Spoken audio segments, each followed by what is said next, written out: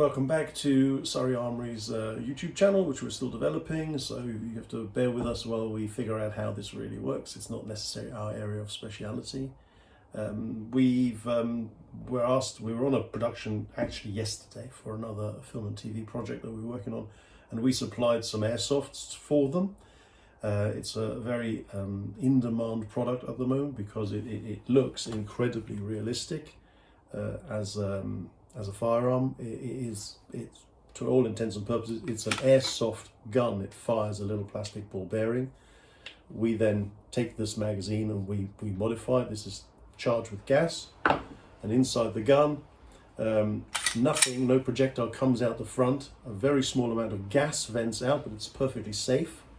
There's no heat, there's no explosion.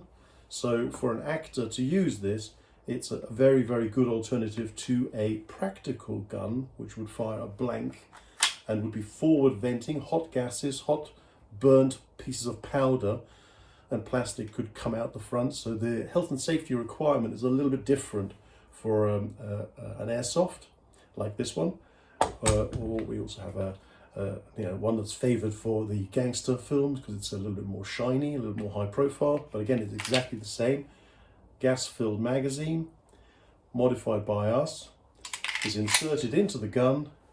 We then give the director and director of photography something to do by making the actor rack the action, and then it's discharged with a little pop. Nothing more violent than that really, and you sometimes see a little bit of gas venting out the front. And in post-production, the post-production team will add a spalling case, or perhaps again a little bit of vent of gases here. However, it is safer than a real gun, looks like a real gun, behaves like a real gun, visually is exciting and dynamic for the production, but it's not a real gun, and therefore it's subject to slightly different laws, which make it easier to be used in film and TV. I'm not meant to show you how we load the magazine. It's a thing, like it's going to come as a magical moment. You put some gas in, hey, load the magazine, make the gun ready. The actor then takes it from us after we've given them a few minutes, sometimes an hour's worth of instruction, because it depends on the stage choreography of how all the people have to move together, all the blocking, all the movements that the actor has to make. And then we sort of say, right, the gun is now ready for you. The gun is then brought into play by the actor. The actor racks the action and engages the target. The gun then recycles, does something exciting, dynamic, and you usually get, on a gas charge, between 5 and 10 good shots. The same, it doesn't matter what color it is, it's the same thing. The gun is brought into action, racked on command. The actor then engages the target or takes part of the action that has to be followed, delivers script. Usually there's a cut, and we reset, and then the shots are reframed to give us another go at the gun cycling. And on film and TV, it looks really, really good. It looks fantastic, and the audience is fooled into believing the gun is real. The gun isn't the story. It's part of the action. It's a plot device usually, as in actors have conflict, and the conflict is resolved by the bad guys or the good guys shooting the other people. What we've also done is we've made inert magazines. There's no gas inside these. They have dummy rounds glued in so they can't come out, but they look, again, quite realistic. And then we can take these for all the different models of guns that we have, and in a close-up sequence, the gun is effectively loaded, and we then replace it with the gas magazine. The audience has been fooled that the gun is real. It's very Hitchcockian in its approach. Is the bomb in the parcel? We don't know, but we keep seeing the parcel, and we cut to different scenes, and it intensifies the drama that we're looking to convey. So what I'm going to do is quickly load this one up. It's a incredibly realistic, I don't know if you can quite see the detailing on the side. It's an official Glock airsoft model. So this is very, very good for close-up action. where this one isn't as good because it doesn't have any manufacturer's names on the side. We will change that because we're going to laser engrave the sides of these to make them look better, and change the grips out as well for some custom rosewood, and then they'll look much more gangstery.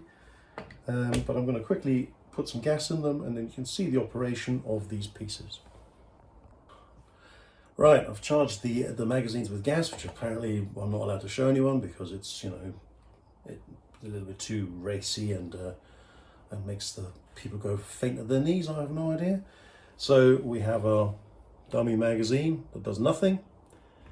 We show it in camera being loaded into the gun.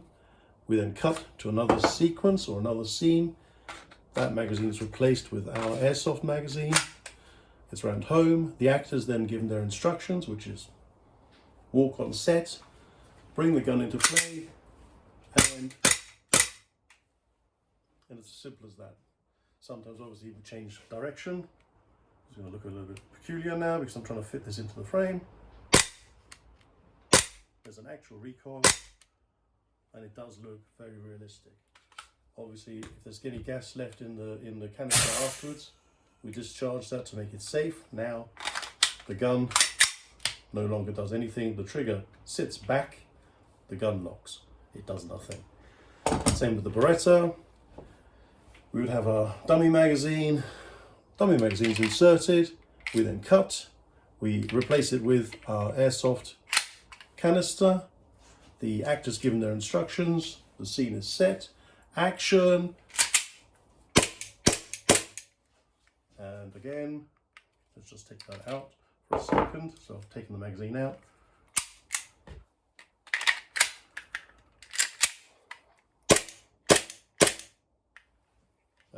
It again looks incredibly realistic. It is a very, very useful production tool that, you know, we can bring into play for not a fraction of the money. There is still a cost involved. These things, you know, are quite expensive as toys. They're almost as expensive as real guns, which is quite a surprise. And again, once we finish the scene, we make everything safe. And now, if we replace the empty gasless magazine, the gun itself will not do anything, and it's finished. So, if that's been useful to you, or you'd like some more information about film and theatrical firearms, the use of, training for, application, help with CADs, because you need police documentation, we're a BEC 2 registered, Ks listed film and theatrical armourer, and our details are in the link below. Thanks very much.